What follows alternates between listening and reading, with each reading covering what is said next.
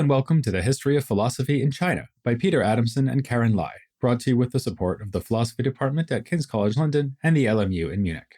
Online at historyofphilosophy.net. Today's episode, Measuring Up, Mohist Philosophy. We use measuring instruments to help us in our daily activities. A tire pressure indicator if our bicycle wheel seems a little flat, baking scales and thermometers, or a step counter to tell us whether we've done our 10,000 steps today. The group of early Chinese thinkers, known as the Mohists, proposed that we take the same approach to our moral lives. Much as we would use a compass to point us in the right direction, we know that using guiding standards for a range of human activities can help us to do things better. In fact, in this mini-series of episodes on Mohism, we will consider how they applied the idea of standards to a range of topics, including ethics, politics, war, and what we might call logic and philosophy of language. We should begin with the movement's founding text, the Mozi.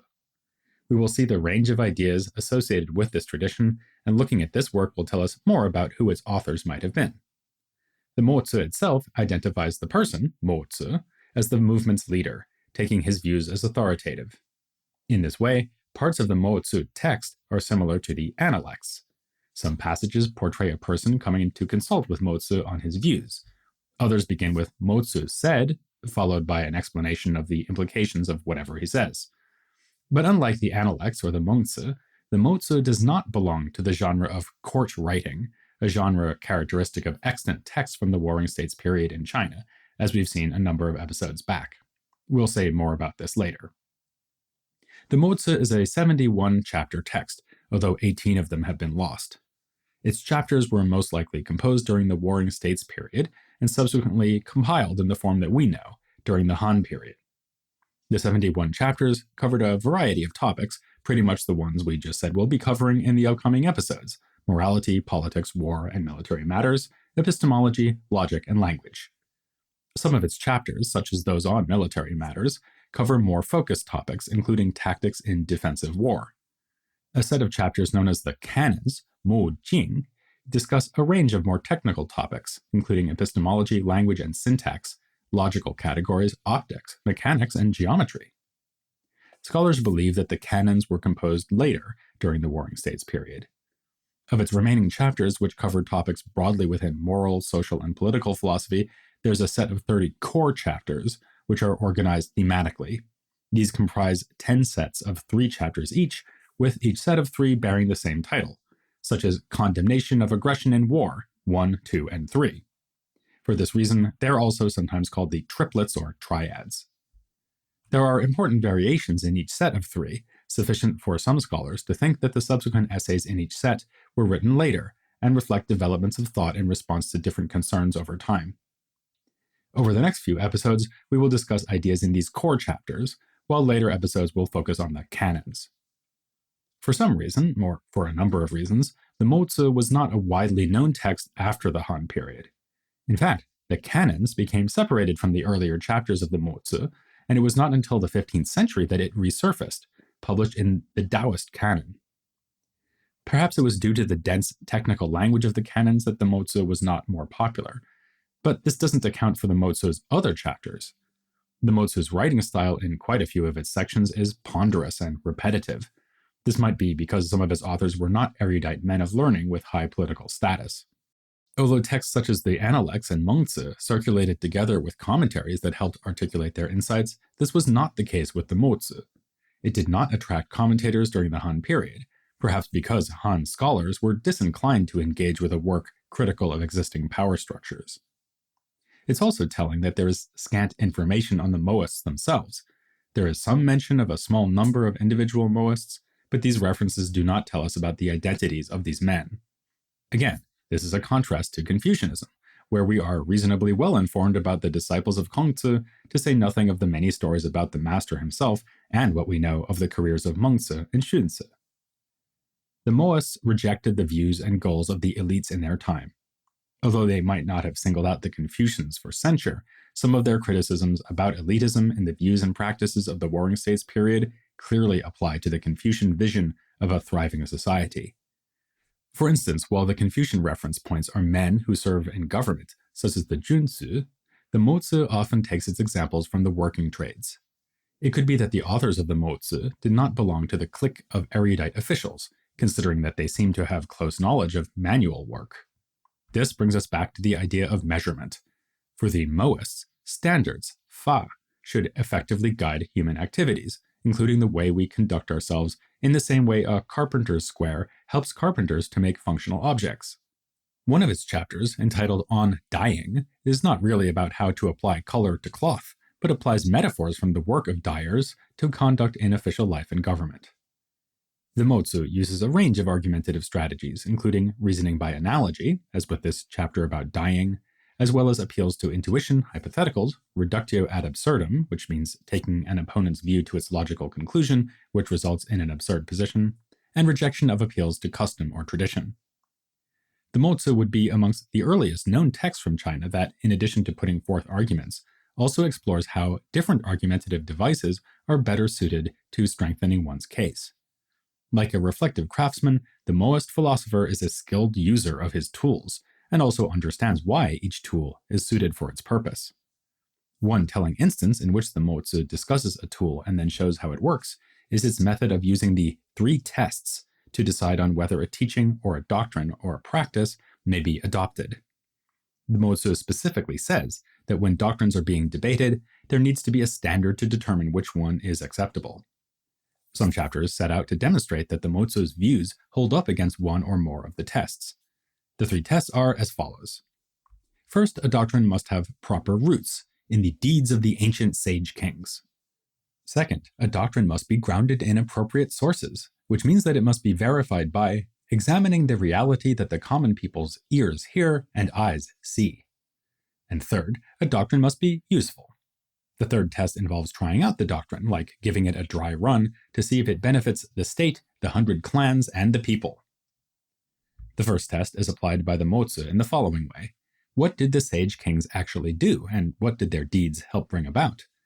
For example, in a chapter entitled On Moderation, it is said that the sage kings initiated the production of basic necessities, such as clothing, houses, armor, and vehicles, to enable conveniences in work and life.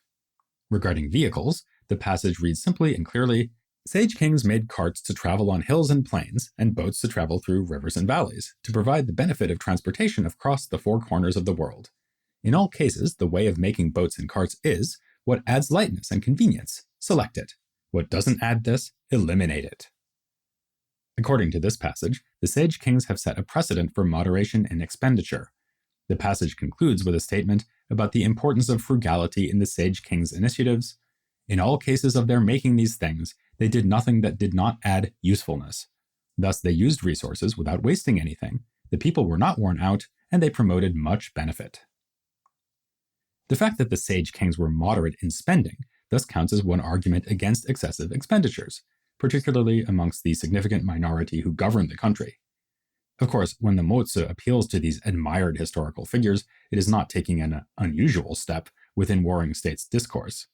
We have seen how Confucian philosophy's ideal society is grounded in the moral leadership of sages, rulers, and officials who are exemplary. Through moral influence, they will inspire people to develop their moral capacities. The Mozi's appeals to sage kings are somewhat more muted in comparison, in that there seems to be more emphasis on their deeds rather than on their moral qualities. In the example above, the sage king's deeds are important, not simply because they were performed by these men, but because they brought benefit to the people. The second test, which involves verification by what the common people hear and see, was a more unusual move in its time. Other warring states thinkers generally saw the views of the common people as unreliable. Furthermore, the Mohist test works on the basis of consensus, one that relies on the views of a community of believers. As the scholar Anne Birdwistell points out, although seeking consensus was not unheard of during this time, it was recognized as problematic because consensus did not necessarily lead to truth. One can easily imagine the Confucians objecting here and pointing to their observation that the views of the common folk simply follow those of their leaders, like grass bending in the blowing wind. This makes it all the more remarkable that the Mozi proposes sampling the views of ordinary people. Putting aside the question of whether the common people in the Mozi's time were equipped to express their views or ready to do so, the Mozi seems to be saying, Let's listen to what the common people have to say. The Mozi does not tell us why it thinks the views of the common people are important, but this could well go hand in hand with its anti-elitist stance. Benefit, or utility, li, is the third test and the most important among the three. In the Mozi, whether something brings benefit or causes harm is considered from the perspective of everyone, including the common people. Practices or doctrines that only benefit a select few fail this test. And the Mozi says that music fails this test. A chapter specifically entitled Condemning Music puts the entire enterprise of music, its instruments, performances, and functions through this test.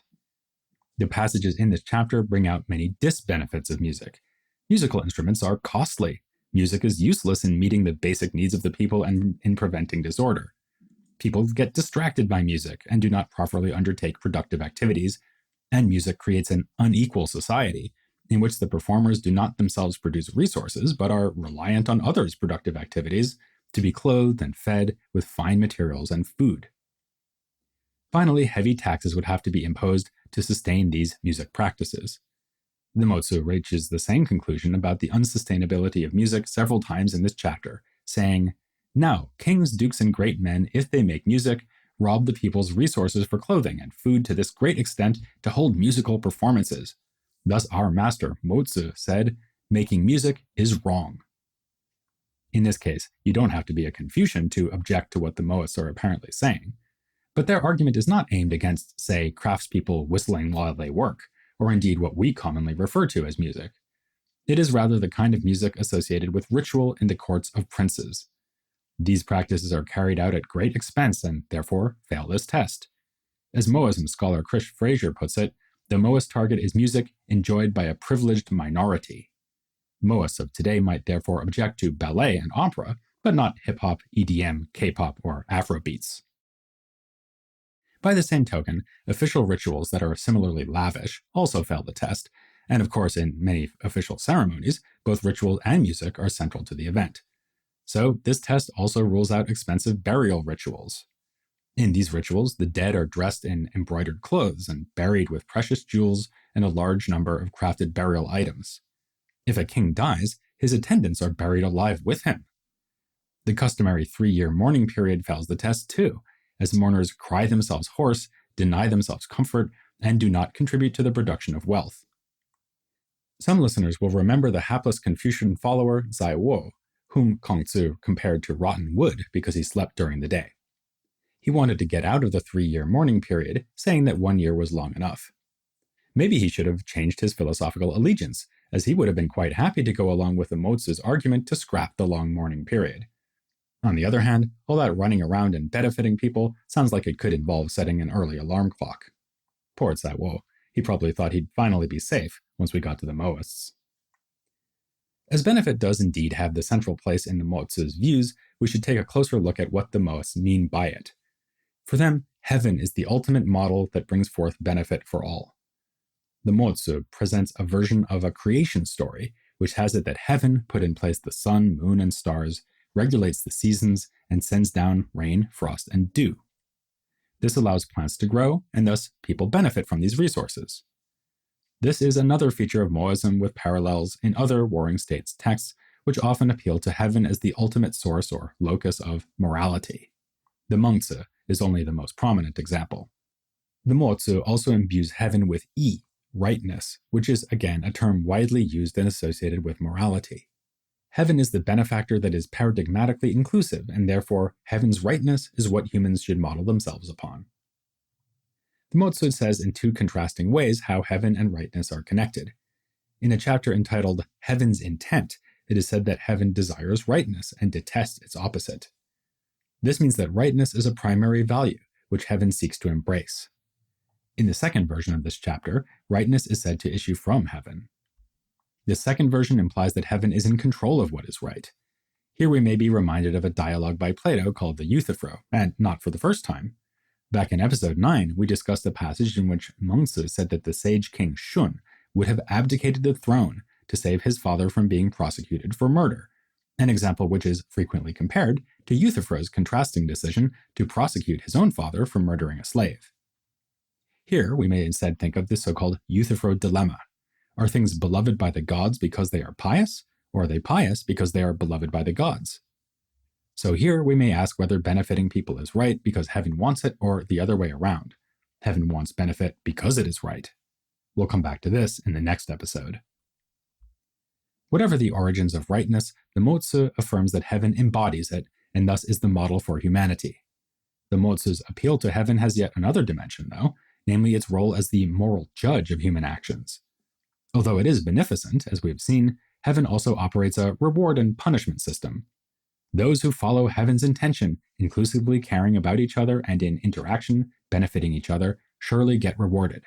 Those who oppose heaven's intention, excluding and detesting each other, and in interaction, injuring each other, surely get punished. In these chapters about heaven, we also find a moral map of humans, with different sets of people placed in different categories. This demographic of human morality tells us why sages are sages, as their deeds have been recognized and rewarded by heaven. Conversely, tyrants have been punished for their bad deeds, and even their descendants have been punished. There's also a moral hierarchy ranging from the common people to officers, ministers, lords, the Son of Heaven, and finally to heaven itself. Each group is supposed to identify upward, as it is put in the title of another triad of chapters, and the hierarchy stops at heaven. We mentioned earlier that the Mozi appeals to sage kings and to heaven, just like the Warring States Confucian texts do. However, Mohist references to heaven are more specific, more personal. Heaven is an agent that, or perhaps we should say who, delivers moral justice on the basis of whether people have acted to benefit others. Unlike Confucianism, where sages possess moral authority in their own right, Mohism places authority only in heaven. There's only one standard upheld in the Mozi, and that sits with heaven. In yet another application of the measuring analogy, heaven's intent is compared to the wheelwright's compass and the carpenter's set square. Humans may aim to act with rightness and benevolence, but heaven is the unambiguous standard. The Mozi is emphatic that no human can offer what heaven offers. For the Confucians, the sage kings lead by their moral charisma and exemplary lives, but for the Mohists, they, like everyone else, have to measure up to heaven's rightness. This could well be a Mohist strategy to take the prerogative of determining moral values out of the hands of the elites. We get a sense that the Mozi seeks to question the moral authority invested in men, as it puts the Son of Heaven, the ruler, in his place. When the Son of Heaven has an illness or misfortune, he must fast and bathe, and prepare pure offerings of wine and grain to sacrifice to heaven and the ghosts, for heaven can't dispel it. Yet I've never known heaven to pray for blessings to the Son of Heaven. This is how I know heaven is more noble and wise than the Son of Heaven. This is a bold claim as it challenges the authority of the ruler, but the Mohist argument was powerful in its historical context, given that one could hardly deny that rulers are dependent on heaven's mandate. This was an ingenious move. If the Mohists felt that they could not offer an alternative vision based on their learned or perspicacious insights, or on the basis of their standing in society, it was important to justify their views elsewhere, and they took it beyond humanity. Their appeal to heaven as the model of beneficence anchors the Mohist ideal in a source that even the Son of Heaven, held in the highest esteem by the Confucians, cannot match. Significant moves are made in this text to unsettle the entrenched power of the elites. The Mohist conception of benefiting all inclusively broadens the aim of morality to directly benefit the many, especially in terms of material well-being. It spoke out against the unfair distribution of goods, as well as the entrenched hierarchy in society. As a text of its time, the Mozi is familiar with official discourse, and it subtly alters the meanings of key terms to establish its arguments. The rationale for using standards to determine the plausibility of doctrines was an innovation in the 4th century BCE, and the application of criteria for assessing doctrines introduced a degree of objectivity to argument hitherto unseen in early Chinese thought. It was not up to the charisma of its proponent, or based on his status or on the weight of tradition, that a doctrine should be adopted. Instead, the Mohists attempted to provide the common people with a tool for calibrating their moral lives using the measure of inclusive benefit. This would be a standard applied to everyone, and one that would take discretion out of the hands of the officials. But what exactly did the Mohists mean by benefit, and how demanding was the moral theory that they fashioned using this tool? This is what we'll be discussing in the next episode. At the risk of hammering home the point, we'll ask you to wrench yourself away from whatever else you might be doing to join us for that here on the History of Philosophy in China.